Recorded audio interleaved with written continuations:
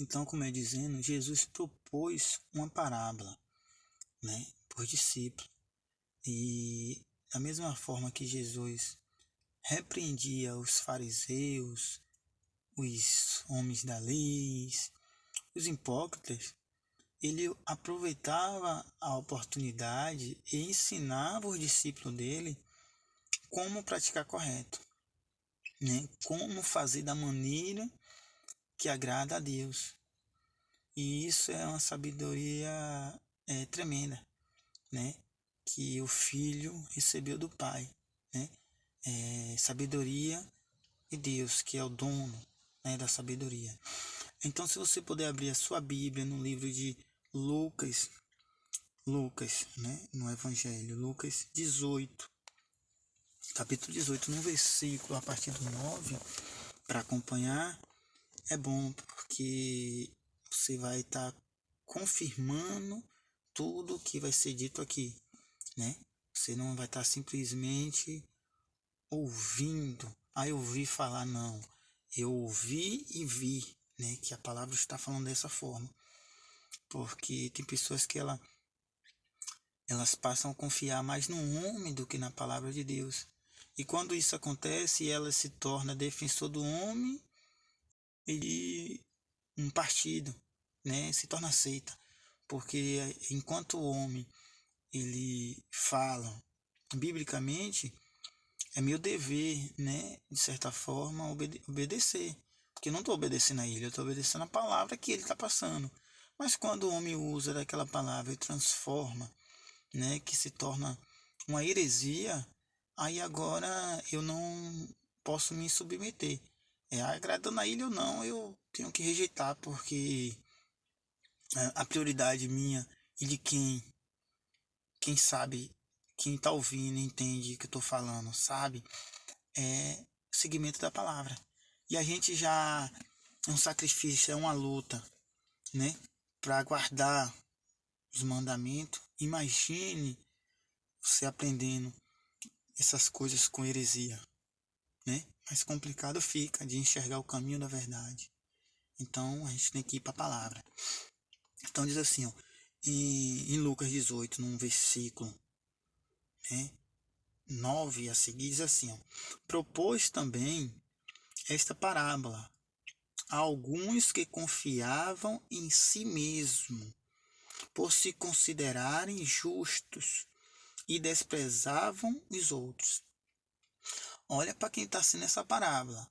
Jesus está dando um exemplo para pessoas que confiam em si mesmo e se acha justo, né? E despreza os outros. Que a Bíblia a todo momento, Jesus veio nos ensinar que não há um justo, que Deus olhou para a terra e não há um justo sequer. Todos se desviaram, todos praticavam o erro. Até o povo de Jerusalém, né? O povo de Israel. Se a gente for no Velho Testamento, a todo momento, Deus tem sido paciente, Deus tem suportado as idolatrias, as prostituição, enfim, as corrupção, as ganâncias do povo de Israel. Então, nenhum deles e nenhum de nós podemos bater no peito e nos considerar justo. Entendeu? Olha o que a Bíblia está dizendo. Jesus propôs uma parábola para todos aqueles que confiam em si mesmo e que se acham justos e desprezam os outros. Entendeu? Porque aquela pessoa que ela se acha justa, ela despreza. Eu sempre dou exemplo que pessoas que dizem assim, eu não bebo, eu não fumo, eu nunca fiz isso, eu nunca fiz aquilo, elas se acham justas. Elas não aceitam a palavra do Evangelho, ela não aceita a repreensão de Deus. Ela condena aquele que muitas vezes usa um brinco, pinta o cabelo, tem uma tatuagem. Então essas pessoas elas passam a condenar. Não estou dizendo que isso é correto, nem estou dizendo que agrada a Deus. Só estou dizendo uma coisa, que não cabe a mim nem a ninguém julgar, condenar alguém. A gente pode ensinar biblicamente aquela pessoa que aquilo não agrada a Deus com humildade, com sabedoria, de maneira não ofensiva, mas sim de maneira que leve a ela ao arrependimento, entendeu? E eu sempre me apego num versículo que diz que Deus pega as coisas loucas deste mundo para confundir as sábias. Deus pega as coisas que não são para confundir as que são. Então, tipo assim, pessoas que se acham justa, se acham correta, né? Condenam aquelas que aos olhos humanos é uma coisa louca, desprezível e tal. Então, assim, e muitas das vezes eu vejo essas pessoas que viviam jogado nas drogas, cabelo pintado, brinco na orelha, tudo isso. São pessoas que quando recebem a Cristo, né, eles passam a praticar a palavra com verdade, com fervor. Não é fervor da carne, não. Fervor em retidão. E essas outras que sempre se acharam justas, elas passam a apontar, a questionar, por que isso? Agora foi se esconder e tal. Então são pessoas que fariseu, né? O fariseu ele confia em si próprio. Então a Bíblia está dizendo aqui que o próprio Jesus já deixou um alerta, uma repreensão para esse tipo de gente que confiam em si próprio, né? Que confiam no que praticam, acham que isso é que traz a salvação a eles. A gente vai continuar aqui, vocês vão entender. Aí diz assim no versículo 10: Dois homens subiram ao templo com o propósito de orar, um fariseu e o outro publicano. O fariseu era homens que apreciavam, né, que diziam seguir a lei, né? Eles estudavam toda a lei, colocava sobre os homens esses fardos, porém eles nem com o dedo movia para obedecer. Então, esse é o fariseu. Publicano era aqueles que, de certa forma, como Zaqueu, que era publicano, né? Que viviam longe da lei, né? Viviam cobrando imposto indevido. Então, comparado com os, vamos colocar, como um gentio, como uma pessoa ímpia, né? Publicano, uma pessoa ímpia, que pela lei ele não adquiria, não tinha salvação pela lei, porque eles não guardavam os mandamentos, os preceitos da lei. O fariseu, posto em pé, orava de si para si mesmo. Então quer dizer, por ele lá em cima, a Bíblia dizer que pessoas que confiam em si mesmo, o fariseu era esta pessoa. Essa parábola é para repreender fariseu. Pessoas que creem em si mesmo, que confiam porque faz isso, faz aquilo, eu estou salvo. Não. O fariseu chegou e disse, posto em pé, né, orava de si para si. Então quer dizer que a oração dele era dele para ele, né? Não foi uma oração dele para Deus. E ele na mente via como se estivesse orando a Deus, né? Mas era dele para ele. Desta forma ele orava: Ó Deus, graças te dou, porque não sou como os demais homens, roubadores, injustos e adúlteros, nem ainda como este publicano. Entendeu? Ele já chegou o quê? Se justificando, se exaltando diante de quem? De Deus. Justo só é Deus. Entendeu? Santo é Deus. Ele nos justifica, ele nos santifica. Mas nós devemos nos prostrar diante de Deus com humildade, nos humilhando, reconhecendo pela palavra dele que nós não temos nenhum mérito, né? De estar na presença dele e receber o que é a graça vindo dele. Mas temos que nos humilhar. Não estou dizendo para a gente desprezar a graça que nos é dada por Deus. Porém, essa graça vem sobre aqueles que é humilde. A palavra de Deus diz que Deus resiste aos soberbos. É mais da glória, da graça, aos humildes de coração. Então, o que acontece? Ele já aqui pronunciou, né? Que ele não era injusto, que não era como os demais outros homens que praticava isso e aquilo outro.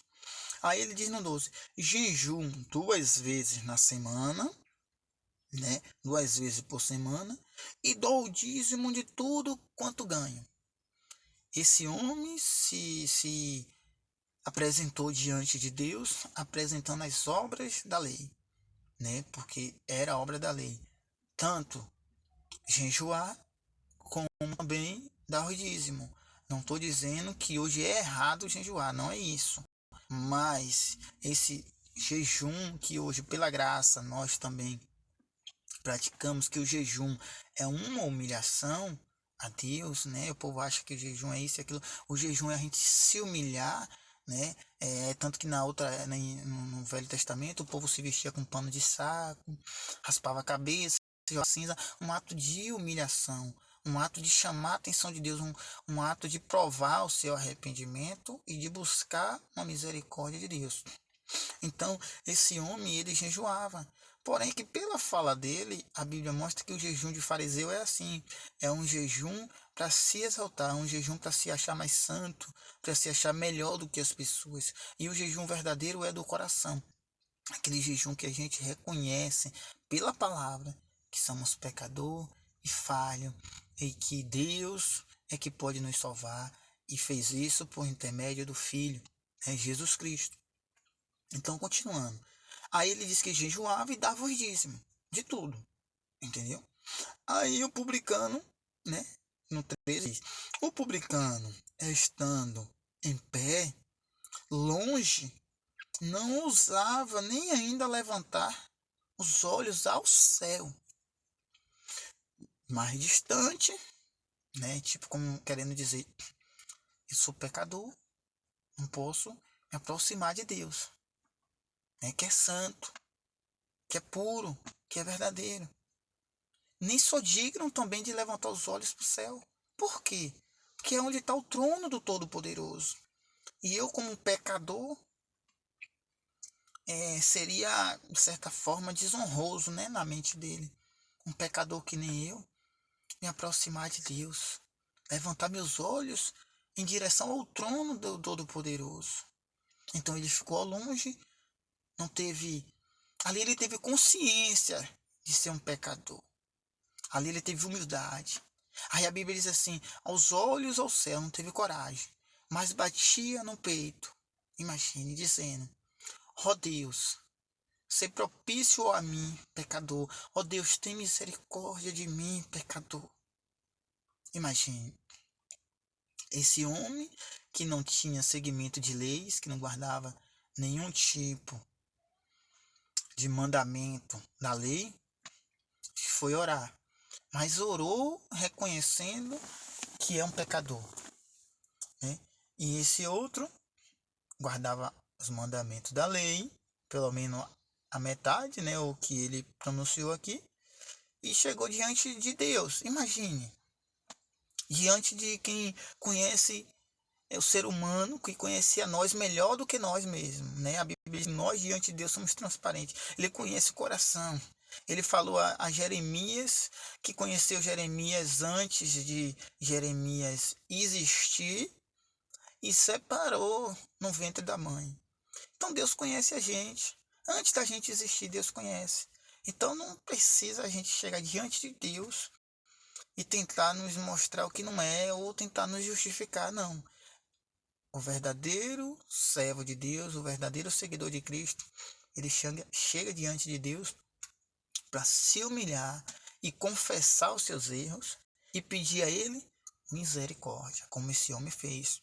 E não se sentindo digno de nada, entendeu? Porque a graça não significa que nós somos dignos dessa graça. É um favor não merecido que Deus fez por nós.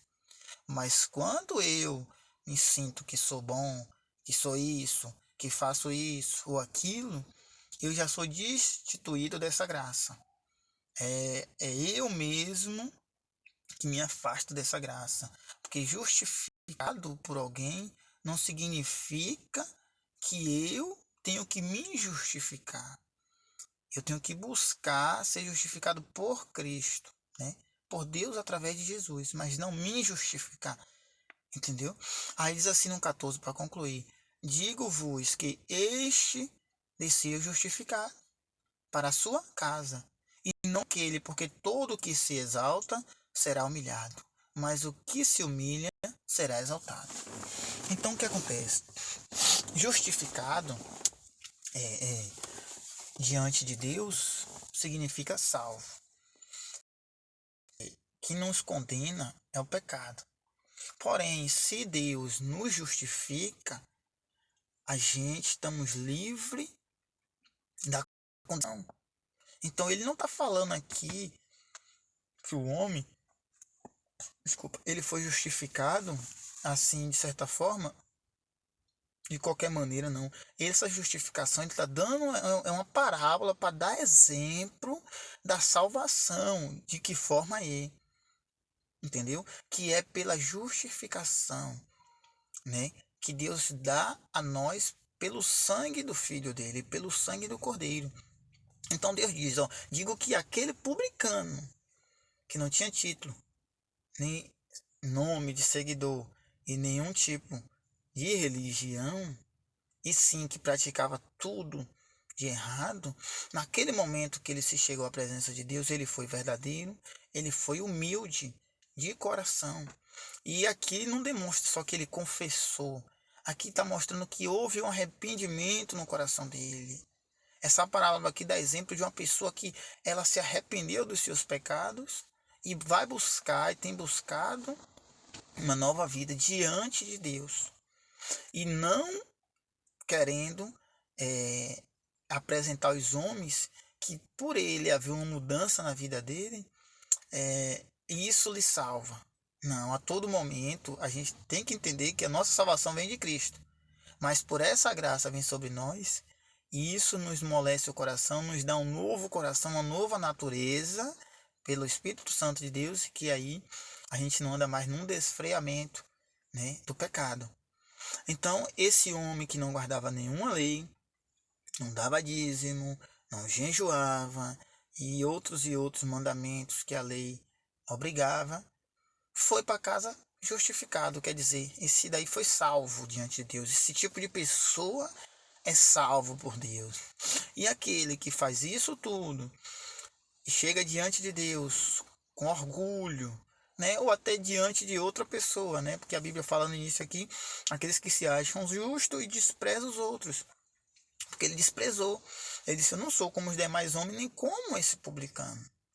Então ele fazendo juízo e tal, tudo é que a palavra de Deus pede para que a gente não faça, né? Não julgar, não condenar. Então ele diz assim, e não aquele, ó, digo-vos que este desceu justificado para a sua casa, e não aquele, porque todo o que se exalta será humilhado, mas o que se humilha será exaltado. Tem gente que diz que aquele que é humilhado é exaltado. Não. A Bíblia não diz isso. A Bíblia diz que aquele que se exalta será humilhado. E aquele que se humilha será exaltado. Então, assim, aquele que é humilhado é aquelas pessoas que vivem na mão do diabo, né? Como? Cumprindo os prazeres da carne. Porque quando a gente cumpre os prazeres da carne, a gente agrada o inimigo. E quando agrada o inimigo, está na mão dele. A Bíblia diz que por aquele que nós é vencido, é nosso Senhor. A gente se torna servo. Então, assim, se a pessoa é vencida pelos prazeres da carne, pelos desejos da carne, então o Senhor dela é aqueles desejos. E por trás desse desejo há um Senhor desses desejos, que é o próprio Satanás. Entendeu? Então, se humilhar é uma coisa, ser humilhado é outra. Se humilhar é você reconhecer diante de Deus que é pecador e deixar o pecado, né? Porque não adianta também, porque o verdadeiro arrependimento é o verdadeiro que é aquele que a pessoa se arrepende e deixa, né? Que deixa aquele pecado. Mas a pessoa diz que se arrependeu e continua nas mesmas práticas, tá falou da boca para fora, viu? Ele não falou de coração. Então assim, não devemos nos exaltar diante de Deus, mas sim nos humilhar e nos arrepender com sinceridade. Então pare para analisar. Isso é forte. Pessoas que estão achando que por ela faz isso, faz aquilo. Como hoje, né? Muito diz, eu vou para a igreja 2 vezes. A semana que tem culto eu tô indo. Que já é um erro. Igreja é aqueles que seguem a Cristo. Igreja não é uma casa, um templo físico. Não.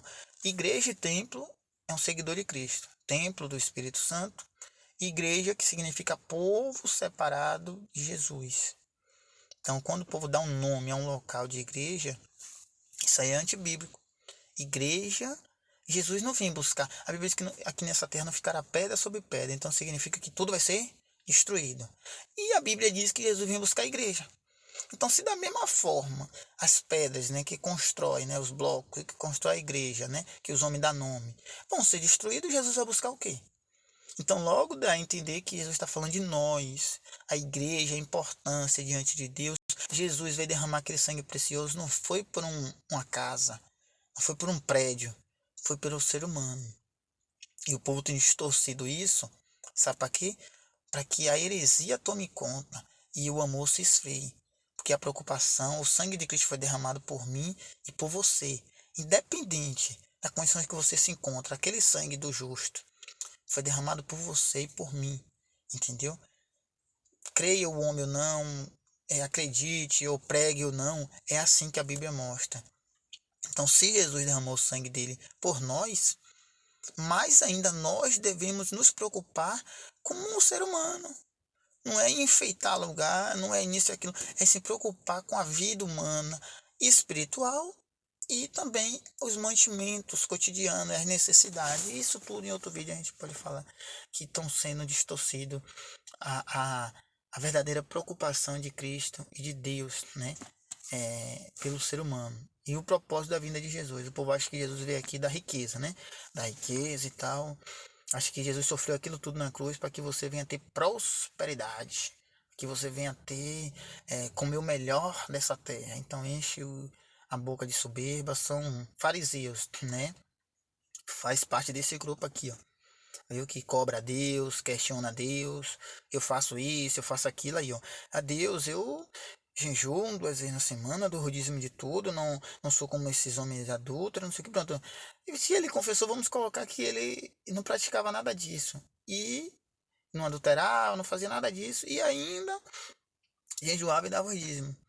Mas o coração dele orgulhoso fez ele e tudo por água abaixo. Então, assim, devemos obedecer a palavra de Deus, devemos deixar a prostituição, o roubo, o adultério, tudo isso sim, entendeu? Isso aí vamos colocar, é um sinal de que a graça de Deus, que a presença de Jesus está em sua vida e na minha, entendeu? Pelos frutos se conhece as árvores. E isso está mostrando que você é um fruto de Deus, um fruto de Jesus. Mas sim, todo momento reconhecendo que por nós não praticar isso ou aquilo, não nos garante a nossa salvação, e sim a fé, a confiança e a humilhação diante de Deus. Mas assim, a mensagem de hoje é para que a gente possa buscar ser mais humilde, amar o próximo como a nós mesmos, não pisar em ninguém, não achar que por nós praticar alguma coisa há salvação naquilo. A Bíblia diz que as obras geram galardão, mas a fé vem por crer no Filho de Deus. E não tem como eu acreditar nele e continuar. Não tem como eu receber Jesus, eu receber o Espírito Santo e continuar na mesma vida. Continuo sendo pecador, continuo sendo falho, mas como esse homem, arrependido. Entendeu? Somos expostos a sofrimento, qualquer ser humano, e até tropeço, viu? Não tem condição, entendeu? De dizer que o ser humano, por mais que ele tenha o poder de Deus na vida dele, nós temos fraqueza. Mas só que a Bíblia diz que maior é o que está em nós do que está no mundo. A pessoa, ela pode tropeçar, mas ela não fica prostrada, porque Deus levanta ela, entendeu? Mas isso tudo vem primeiramente da gente abrir o coração e se humilhar diante dele. Então você que hoje está longe da presença de Deus, não é de um templo físico, mas de obedecer a Deus em todos os lugares, de crer no Filho dele, busque estudar a palavra de Deus, ore a Deus para que ele possa revelar no teu coração a Jesus. E você que hoje tem buscado, né, a Deus, mas há um coração orgulhoso, peça misericórdia a Deus, peça a Ele que você precisa de sabedoria dele, que precisa de humildade, né? Ser humilde de coração, e que você e eu dependemos totalmente do sacrifício de Jesus. O sacrifício perfeito. Ele levou nossas culpas, nossas causas, para que a gente não pagasse esse preço. Então, se ele pagou no nosso lugar, significa que nós não temos mais dívidas, mas devemos reconhecer o sacrifício dele. É dar honra a quem tem honra. Então, toda honra, toda glória seja dada a Deus por meio de Jesus. Quem vê a Jesus vê a Deus. As obras que Jesus fez é do Pai. Então, se a gente obedece o bom pastor Jesus Cristo, a gente obedece a Deus. Mas assim, que Deus abençoe a todos. Espero que vocês tenham entendido. E no decorrer, né, do tempo, nós vamos estar mais, de certa forma, estudando a palavra de Deus. E estudando com um propósito, um único propósito. Alcançar, né, de Deus o reino dele, né, de um dia poder morar com ele eternamente. E não para adquirir aqui carro, casa e tal. Não, isso aí. Ele diz que o povo, de certa forma, os ímpios, o povo que anda com a mente presa a este mundo, anda atrás disso, preocupado com isso.